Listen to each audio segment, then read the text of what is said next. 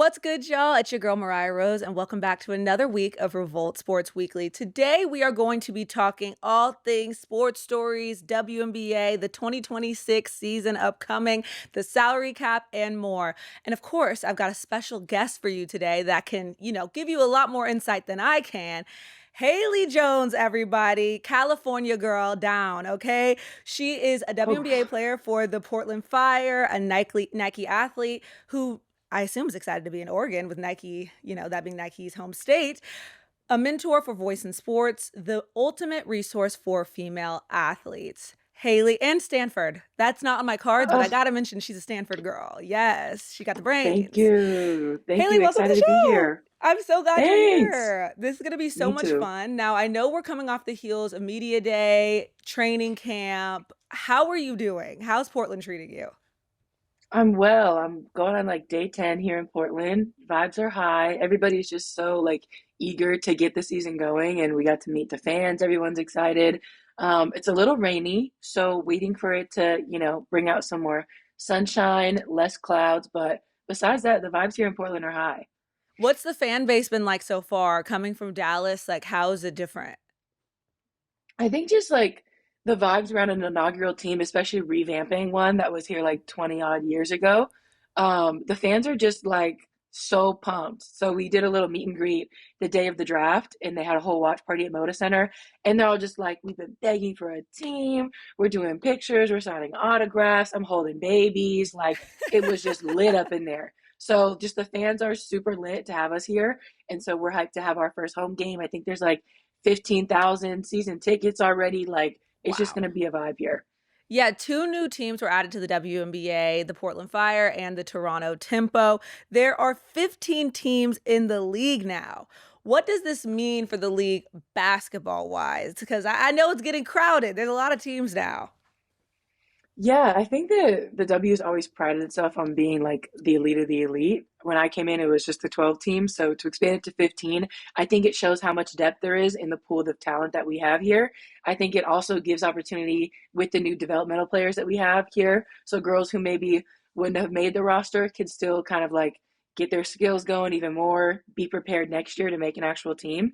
But yeah, with the 15 teams, I think that honestly the competition just gets better because you have more people, you have more international players nowadays. So I think the competition continues to grow, and for the league to be continuing at this rate, it shows that we're just growing and growing each and every year.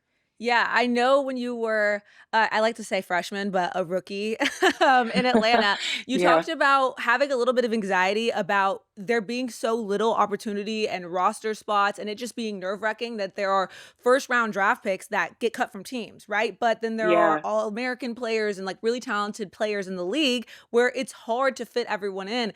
How has that impacted, that anxiety that the younger players might feel having more opportunity in the league? I mean, I would hope it would help. At the end of the day, there's still a lot of competition, and so nothing is guaranteed. And I know my rookie year, like you mentioned, like that anxiety that I had, and I was like, okay, like you need a job, girl. You're out of school, you're not at the house, like you need to have a career. You're literally fighting other women who have families and are providers. So like it's just a different stage when you get to the W. But now with more teams, more roster spots, it should definitely help ease some of that. But with that, there were also more draft picks this year, and like there's still just that 12-player roster. They do now have to carry all 12, but there's still a bit of anxiety just with the competition, and every draft class is better than the one before. So I think that you're always going to have a little bit of that, and the nerves of now playing against women that you grew up looking up to.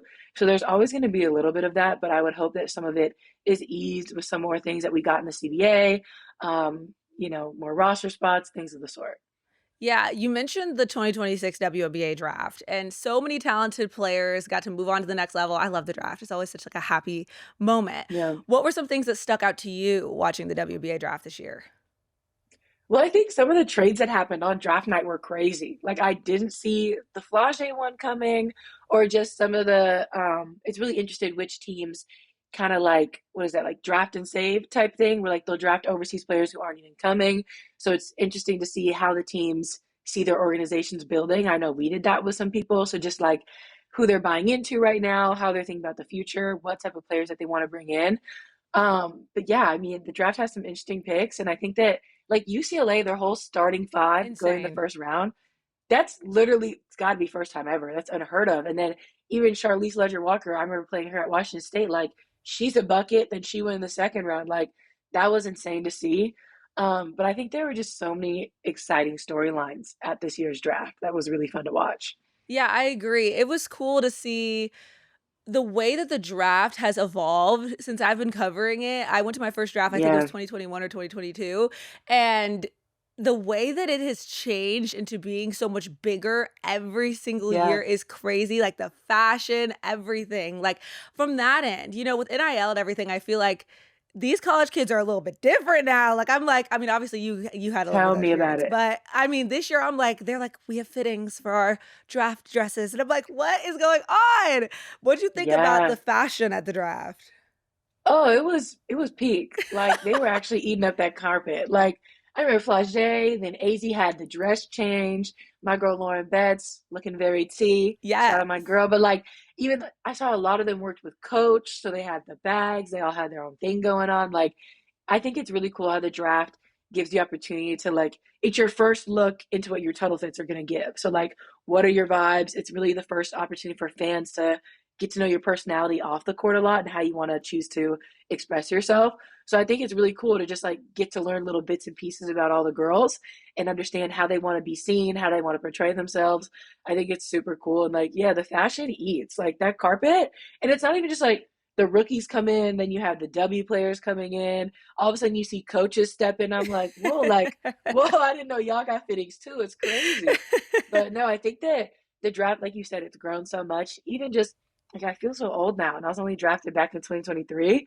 But like the vibes from our draft to now, it's insane to see how cool and just like how much bigger it gets every single year.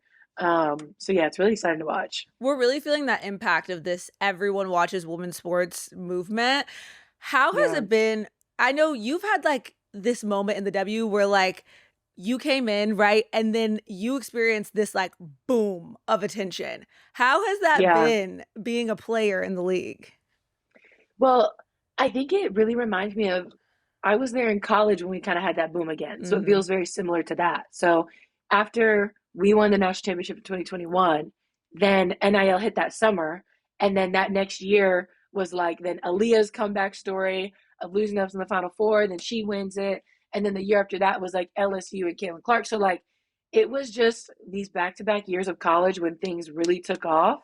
And so now to have the W following that same trajectory and being a part of that, it feels very similar. It's giving deja vu in the best way. So yeah, I think it's just a really cool time to be a part of the league where it seems like every year we're hitting new highs, right? So like viewership is up every single year, ticket sales are up every year. So like to be a part of this trajectory is really cool. And I think that we're also making the most of it. Like it's not just, oh, this is cool and okay, guys, like that's it. Like this is the best CBA we're ever going to get. It's like we're continuing to push the boundaries and ask for more and get more TV deals, do more things, have more superstars. So I think it's just a super cool time to be a part of the league. Yes, girl, I'm glad you brought it up because that CBA, okay, we got to go back to when you guys are talking about there being a lockout potentially, not even Hmm. having a season. Give me your perspective on this whole will they, won't they, like, are we going to play situation? How'd you feel? I was very much, if we got to strike, we got to strike. Like, I think that at the end of the day, it's hard when you're in it to see the light of the tunnel, especially with how much pushback the W ended up giving. But in reality, like when we were on these calls and talking to one another, especially being at a rival and getting to like have conversations with a lot of the girls in the hallway, it was just like reminding people that we're the ones in control. So like we should not feel any pressure from if the W isn't going to give us that, isn't going to give us that. We're the product. So at the end of the day, if we want to give a lockout, they're going to then be on their heels.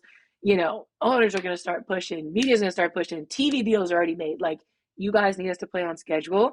And so I think I was very much okay, if we're going to strike, they're going to strike because they're going to be the ones to fold and not us. And there's so many opportunities for us to have, like, I don't know, people could sign overseas contracts. You saw a lot more girls go to China this year after Unrivaled. Like, who's to say, they weren't going to extend that season? Like, AU could come back with more. There's so many places for us to go to still be able to play and make money whereas the W needs us to come. And so I think once we had more of those conversations and understanding that we shouldn't feel their pressure and that we're the ones controlling this narrative right now, and we need to show a united front, I think that I didn't have any doubts. I was like, oh yeah, we finna get this, like whatever it looks like. I trusted the PA, my girl Terry, our president, like NECA, like I have the utmost trust and faith in them. And so I think once you just kind of shifted your mindset to understand that you were the ones in control, then I was very cool, calm, collected. I was like, oh, it will happen. It's fine. Yeah, that was a crazy whirlwind. I actually interviewed Terry and spoke to her about it, and she always had faith in you guys, NECA Yeah. as well. And, there were so many people involved being in New York, staying up late, like watching the Oscars on a laptop. Like it was crazy. Talk a little bit about, NECA, Terry, the people who really grinded to like get this done. Yeah, I can't even put into words like or just imagine how much work that they really did because I tried to hop on every of like the CBA calls that they have for like the players to hop on. And when they would walk us through, like the experts would come in and like give us pages of research and all of these numbers. And I'm like, I'm not a STEM girly. So like I'm a humanities girl. I'm really trying to lock into what y'all are saying to me. But even though they gave us like all of this lawyer jargon and stuff like that, they made it very accessible to every single player to truly understand and ask questions. And so I think that we saw how much work they were putting in. And then for them to like wean it down and just give us the highlighted bullet points, it was really appreciated. And we didn't see it didn't go unnoticed by all the players. And so, yeah, like we saw NECA up, Alicia up until 3 a.m. People are flying in from overseas to be at these meetings. I remember Elizabeth Williams hopped on some call and it was like 4 a.m. I think she was in Turkey or something, but like just showing how much and how important it was to them because they were truly representing the rest of the league. I think it just grew our faith that we already had in them, but it's just really inspiring to see people like that fighting for every single person in the W, whether you're a superstar, you're a role player, you're a rookie, you're a vet. Like they had all of us in mind and constantly keeping us in the loop, letting us give them different surveys, what's important to us.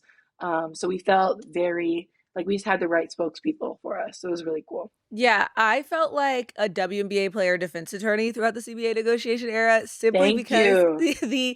the internet was crazy. It was like a war zone. For like I Uh, was so stressed out I don't even play. What do you say to like the doubters who were constantly commenting and hating and basically saying like you guys didn't deserve that money, the WNBA is losing money and it seemed to work out y'all's favor. So, yeah, like it for real did. And when it comes to like social media haters and things like that, first of all, I don't go on Twitter because that place, negativity. Like it is so awful in there. it I is. never want to be on Twitter. I don't even go on there for like memes. It's bad. I don't want to see it. So like no Twitter, no threads for Haley. But I do see a lot of it on like TikTok or Instagram or things like that. And it's really crazy to see the conversation people be having.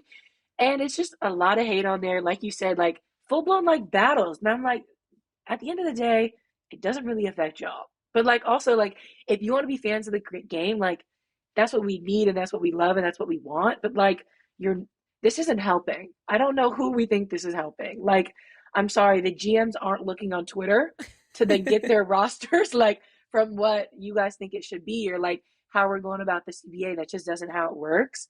So yeah, I try not to go on those things, but people get real crazy on there.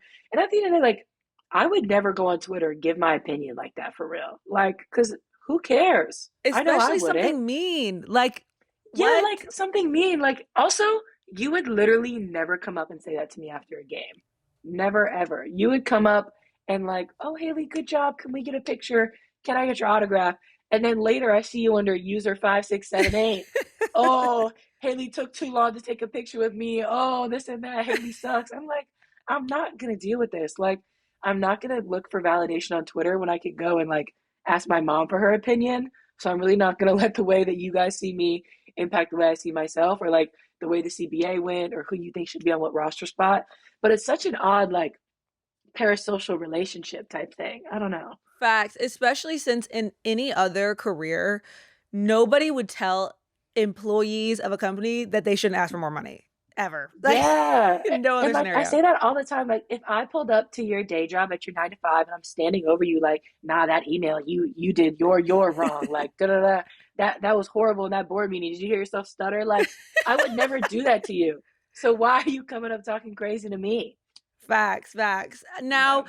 the CBA negotiations, it took a while. And so it took up most of the offseason, it felt like. And then the expansion draft and the draft and free agency all was crammed into like a week, it felt. Um, Yeah. Walk me through finding out that you were about to be a part of the inaugural Portland Fire team. Like, where were you? Like, I need the deets of how this happened. Okay, so here's the tea. So yeah, it literally took up all of off season. So everything was a really quick turnaround. So when the expansion draft came around, it's like, and it was also different for me because I was a reserved free agent. I wasn't unrestricted or restricted. So like Dallas had my rights, and if I was to be picked up, then that team was going to have my rights. So there wasn't any negotiating anywhere else. But yeah, so I had a conversation with Dallas, and it was kind of given like, we could, we may, we don't know. I was like, okay, found out that they weren't going to. And then I actually saw your TikTok and it was you were saying something about like, oh, like you guys don't get protected. Like what are the vibes? Like as a player, what's your mindset there? And my mindset was like, okay, if you guys aren't going to protect me, like I don't want to feel like a leftover. I want to feel wanted by an Facts. organization. I want to feel like, okay, you guys are picking me out of all the agents available, right?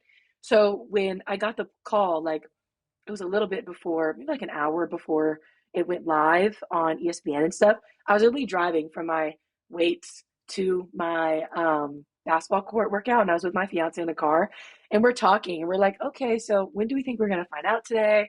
What are the vibes? Boom, my agent calls me, and we're both like, holy crap, like this is the call. And she was like, okay, boom, so Portland's gonna take you. I was like, okay, Portland, here we go. Whatever. I'm getting calls from Portland. I talked to Dallas again, whatever, whatever, like Portland it is. And I think I just felt like more at ease once I knew. Like I'm the type of person where I'm cool to go with the flow as long as you let me know the flow. But like if I have no ideas, then I get stressed. And so once I figured out, okay, it's Portland, I was really excited about it. To be part of an inaugural team, like you rarely get those opportunities in your career to really get to be a part of the foundation somewhere. So yeah, I was really excited. Talked to Vanya. I was like loving the vibes. Talked to Alex. Energy was there. Seeing the other players that they picked, like great basketball players, but even better people. But it was really wild in the car to be like, okay, like once I got the phone with my agent, I was like, so I'm moving again. All right. At least it's on the West Coast. But now I'm upending my whole life again. Like, pack those bags, let's do it. So it was crazy, but I felt like really happy about it. I was excited about it. It wasn't like a stressful thing. I'm happy for you because, like we said, the opportunities of the W are limited. And so, to be a Yeah. WNBA player, I don't think people understand how much talent you have to have and how much that takes to have a career in the W, period. There's so much competition. But to be a part of like an inaugural season, like creating a new culture, is something really special. So far, what would you say the culture for the Portland Fire is going to be? Oof. Well, I think that just the way that we're gonna play, Alex is really into the research and all of like the constraint.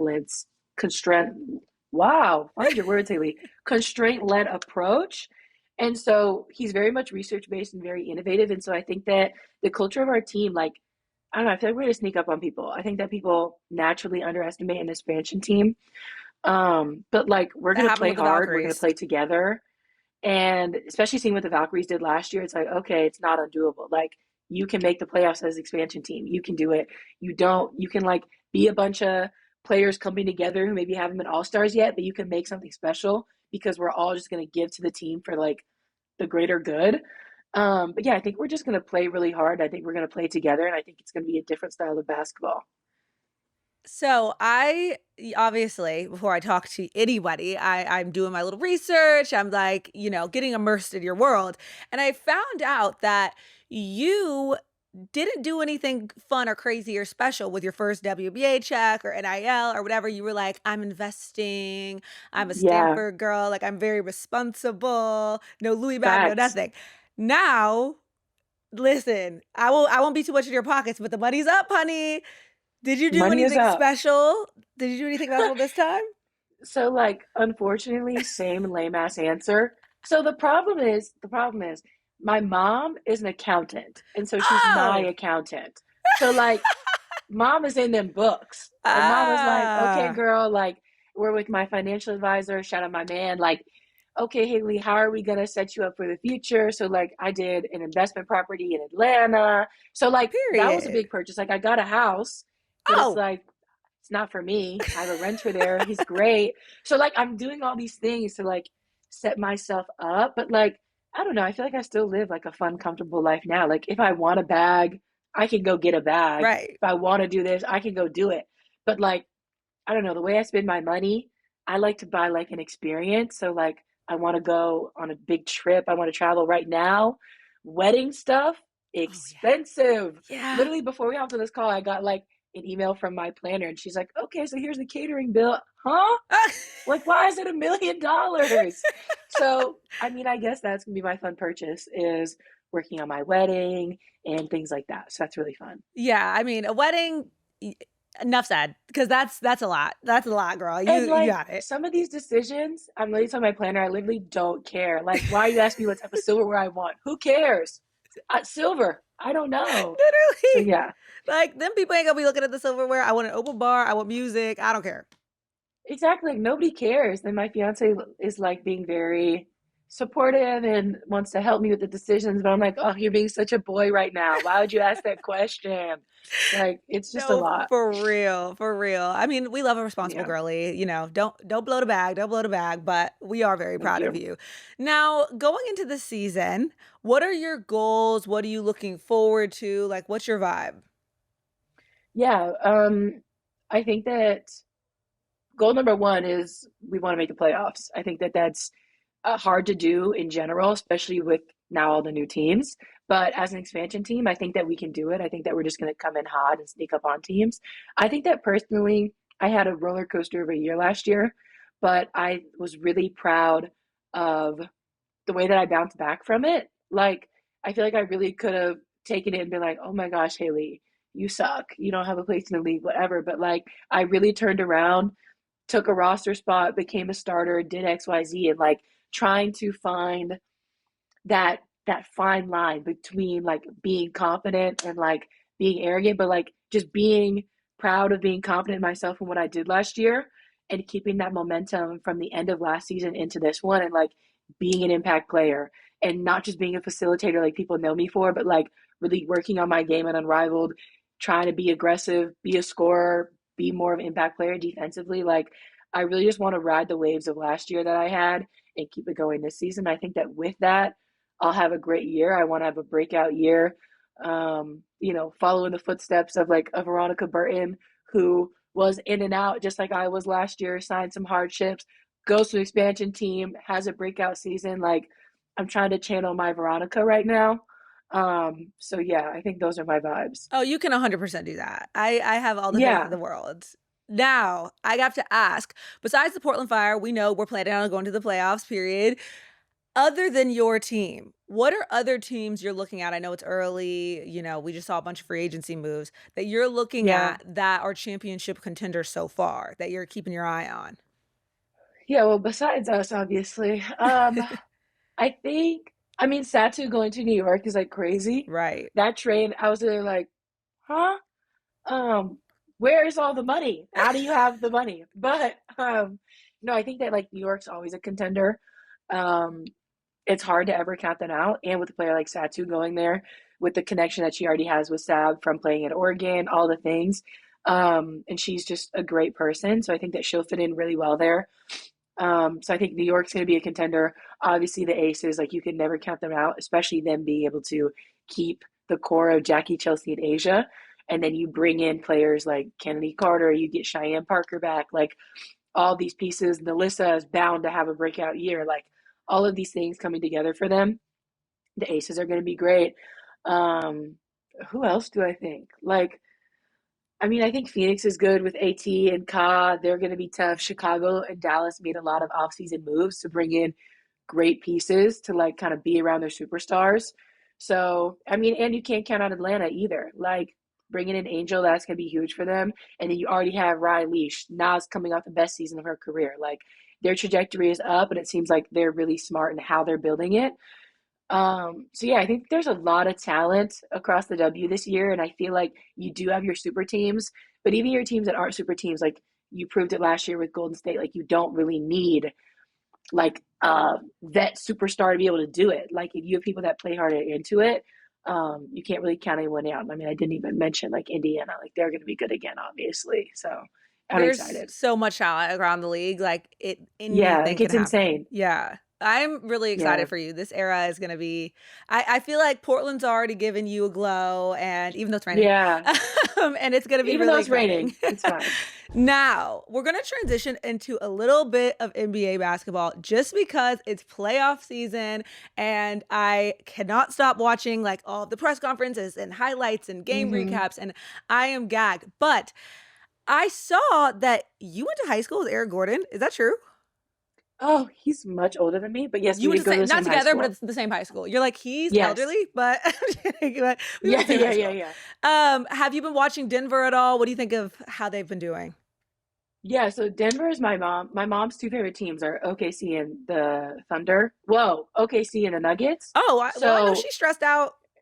yeah, so she's always stressed in the Western Conference, but no, I met Aaron Gordon in high school and it was like he's like a god on that campus. Like and I was like a freshman and the men's basketball coach was my math teacher. And so like Aaron was in the classroom and we're all waiting outside and he's like, "Haley, come in." I was like, "Oh my God, Aaron, I'm your biggest fan. Like, you're amazing." But anyways, we love the Nuggets. We love Aaron. My mom's favorite player is Jokic, so like I feel like I'm always watching them. Um, I love Jamal Murray. So yeah, I love the Nuggets. I think that their vibes are pretty high right now. The problem is I don't really watch the NBA until it gets to playoff time. So I feel Yeah. like now I'm like locking into who my people are. I like the Thunder too because I know Jalen Williams pretty well because he went to Santa Clara. So I'm always like rooting for him to win. But I have been watching like Atlanta winning. Didn't see that happening at all. Like I didn't even watch regular season. I was like, oh, they're in the playoffs. Oh snap, CJ McCollum's on the team. Like, okay, I'm learning as I go. Did not expect them to be winning games, especially is it not against the Knicks? Like, or who are they They're playing? playing the Is it Knicks. the Knicks? Yep. They're up Yeah, up 2-1. I watched that game the other day when McCollum went crazy and then he missed those two free throws at the end. I was like, "Sir, do you want to win or not? Like you did all this for nothing." So I get like now I'm like super involved. But yeah, there's been a lot of upsets. It's been really exciting. That's my favorite thing. Now, I the W does this pretty well with the playoffs. Like, I mean, you guys just added the 7-game series for the finals. Yeah. And a lot of NBA fans, analysts, everybody's been arguing about if the NBA should change the first round to be 5-game series. As a W player who knows about 5-game series, do you think that would be good for the boys to implement? Low key, yeah. Well, I feel like also as the W, it's kind of like we started with the Commissioner's Cup, right? And then Right. that became the NBA play-in turn, like the NBA Cup or whatever. And so I think that they do take a lot of what we do, like they implement it into the NBA, and I think that it always works out really well. Like people complain about them not competing enough in the regular seasons, then you add in the NBA Cup, whatever. And so, I mean, I think it would make sense, especially they have a much longer season than we do. And if you want people to be more fresh for the finals and not have injuries like we saw last year, I think that any way you could cut it down and having a 5-game first round could make a lot of sense, especially for like those play-in teams to have a little more rest if they are going to make a run. So yeah, I think it could make a lot of sense for them. That's funny you mentioned that they buy all y'all stuff. Like they do copy y'all for real. I mean, the Yeah, W has been so creative and innovative in the way that they've capitalized on the influx of viewership and like keeping people locked in, like bringing the expansion teams in quickly. Like they've really turned things around very quickly. Now the NBA is yeah, expanding as if they don't have enough teams. It's like wild. But yeah. It is yeah, I wild. mean the play-in tournament is interesting. Shortening the series would be interesting. I'm curious if you could put on I mean, a lot just changed, but a commissioner's hat for the W and change Uh-oh. anything. What would you change? Oh, so I'm Kathy. Yeah, Sheesh. I've never thought about cosplaying Kathy. Okay, you have so much power. if I'm her, what would I do? Well, I mean, the expansion teams are already coming in because they switched it. Yeah, now there's Would Houston you next expand year any too. more any more teams? Are there any more cities that you think need a WNBA team?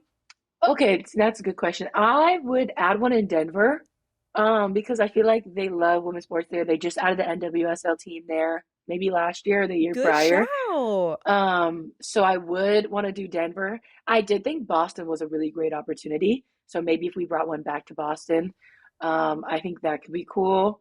But yeah, I think those would be my two picks for cities to bring into. Even East West. I like that. Yeah, because like I think also you need another Southern team. So like even when they were talking about a Memphis, because Atlanta's really your only Southern pull right now. Right. And so thinking about all of those Southern NCAA teams like Tennessee, South Carolina, like all of those teams that have such big women's basketball fan bases, I think you could tap more into that by bringing another team to the South as well. Yeah. Oh, that would make a lot of sense, especially since college Yeah. is so booming. It's what is it Yeah. about college, women's college basketball, even before people were like tapped into the W, people were tapped into college. Like you said, you experienced that boom while you were in Yeah. college. What do you think it is about the college game?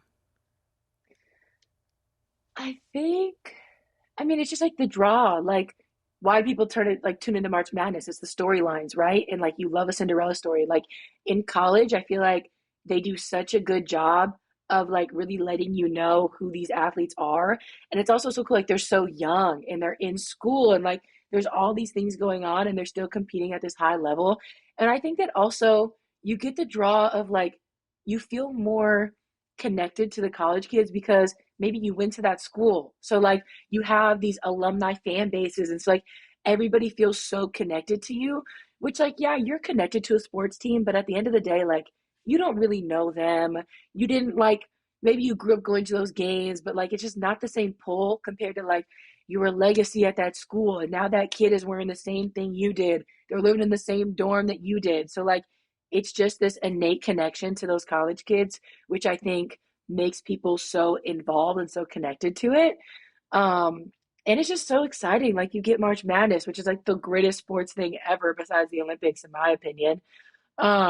So yeah, I think it's just like a different connection that you had to the kids with you possibly going to school or friends or whatever it may be. I completely agree. I went to Georgia and like I always say, I'll never be an Atlanta Hawk, I'll never be an Atlanta Dream, I'll never be an Atlanta Falcon, but I was a Georgia Bulldog, and so I take that very Yeah. seriously. It's just different. Yeah. I also am curious about your thoughts on possibly, the college eligibility to be able to go to the W, that time span shortening like it is in the men's game. Hmm. I love the way that we can follow rivalries and storylines and player stories throughout college. I think it makes you like fall more in love with them before they get to the pros. That's something I feel like is kind of Yeah. missing on the boys' side. But what's your opinion? Because there's a lot of opportunity if you could go pro earlier. Yeah. No, that's facts. I mean, especially with how lucrative the WNBA is and is going to continue to grow to be, I think it could make sense for some players to do it if they really wanted to. But I think it's also like if you start doing that, then you lose what the college experience is. Like, I feel like you're already kind of losing it now. Like, I think that NIL is amazing. I think they deserve it. But like the way that the transfer portal is now free agency is like Girl. crazy. Like, it's wild. I feel like some of that is taking away from what the college experience was. And like when I grew up, I wasn't thinking, oh, let me go to Stanford so I can use it to bounce to this school so I can bounce to that school. Like, no, I'm committing to go to school here. This is where I want to be. I'm going to do my 4 years. And then I didn't want to do my fifth year because I was like, I plan to be for four and Right. then I'm ready to go. And it was like the perfect landing pad to then jump off and do whatever I'm going to do. So, like, I think that it could make sense for some players if that's what they really want to do and there's a lucrative opportunity and they're going to be a high draft pick. But I think that, like, I don't know, maybe I'm just a nerd for saying this, but like, get your degree, like, set Right. yourself up, like, even beyond like the lucrativeness, like, think long term, like, I don't know, get your education, like, do these things. I feel like there's so many more opportunities open and doors open to you when you have that. Um, and just like being business savvy, like having that education in your back pocket, I would always vouch for that. But I don't think that it's crazy if other people want to do it and it makes sense for them. I just don't want people to start jumping at it and like that becomes the new norm for everyone. Like a lot of guys just go one and done because they think that's how it's supposed to be. But like maybe you could stay for another year and maybe you have an even better season. Like, I don't know.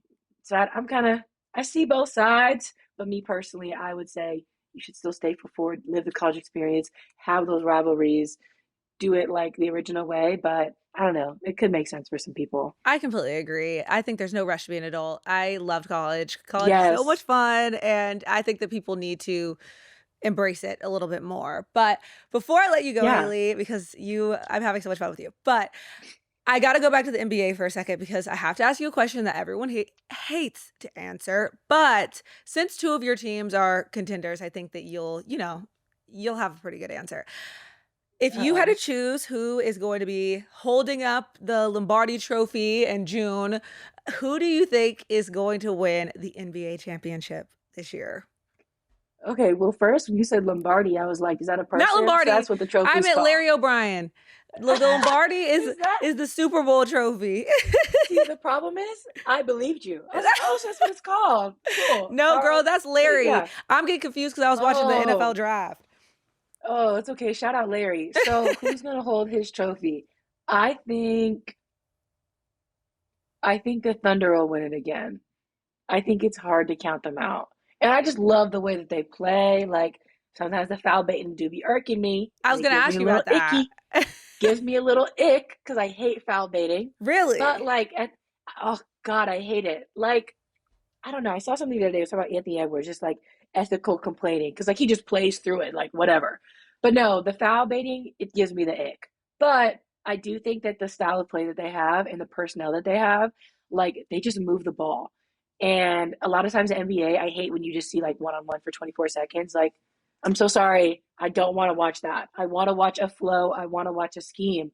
And so I feel like the way that they move the ball and they have so many options, and to have a superstar like Shea, where like, yeah, at the end of the day, he's gonna go get a bucket, but he's willing to share it with people like Chet, like Jalen, get Caruso involved, get Wallace, freaking McCain off the bench. Why would you ever let him get taken by the Thunder? Like Oh, that was he fits insane. perfectly there. But yeah, I think the Thunder will win it again. I mean, I could see that. I like the Thunder. The foul baiting thing, I was very much defending them until the tech on Devin Booker the other day and like that game. Yeah, I didn't like yeah, that. yeah. Me either. Me either. Me either. Yeah, so we agree that that was not a tech because that was Yeah, crazy. Like we're we punishing agree. players for diving for loose balls now. That doesn't even make any sense. No, like that was so lame. I was like, come on. Like it, out of all the things, like that's my thing with refs is like if you're gonna call it soft. Don't switch up mid game and then like let us play and be rough with it. Like call it one way or the other, and then I can move accordingly. But don't switch it up throughout the game because then like nobody knows what to do. So nah, that was hella lame. I know that was supposed to be my last question, but in the W, it's interesting that you guys play such hard defense. Like you guys play defense for Yeah. real. And like I watched with my boyfriend. He's like, this is why I like watching the W better because they actually play defense. And like they call him very little in the W, okay? Very little. Tell me about it. Oh my But I God. know after Fee's injury last year, there was a lot of conversation about the officiating. Going into this year, I like watching physical basketball, but I don't want y'all getting hurt. What's your mindset Yeah. on that? Ooh wee. I'm not talk too much on the refs. Yeah, I don't get think yourself that fined. I'll Venmo you. about to get like a fine in the mail. Um, no, I think that it's just like frustrating when it like when they let it get out of hand sometimes because like we do play very physically and nobody I don't think nobody goes in like anybody goes in with the intention of being dirty. But like if the refs let you get that amped up, I mean, like we get nasty sometimes. Like things are said, like we trash talk maybe more than the dudes Oh, because like I don't 100% y'all know, do. girls are good with their words and we don't mince them. So I'm hitting hard, you know what I mean? Like you know what buttons to push. So like things are going to get out of hand eventually. And so I think that a lot of times like when the refs are going back and forth, oh this is soft, now we're going to let this go, people get frustrated and then things start getting however they're going to get. And so I think that like the refs just need to do a better job of like calling it one way or the other. And I think that a lot of things will be stopped from that. And I think also like I don't know. I feel like sometimes they be calling stuff just to make it about them and like show that they're in charge. Like, we get it, you're in charge. You're wearing a damn striped thing. Like, we can see that you're here. Like, you don't need to be calling stuff just to be like, oh, I have power and go on this whole trip about it. Like, that's what starts irking me. But yeah, sometimes they just let things get out of control. And I'm like, come on, like, please lock in. Well, okay. Well, we're not going to end on yell at our ref conversation because they don't get our ending. If Thank going into you. this next season, if you had to describe what we can expect to see from the Portland Fire in one word, what would it be? Ooh, uh, sheesh. Me not pick some corny ass word. Do it. It's Um, fine.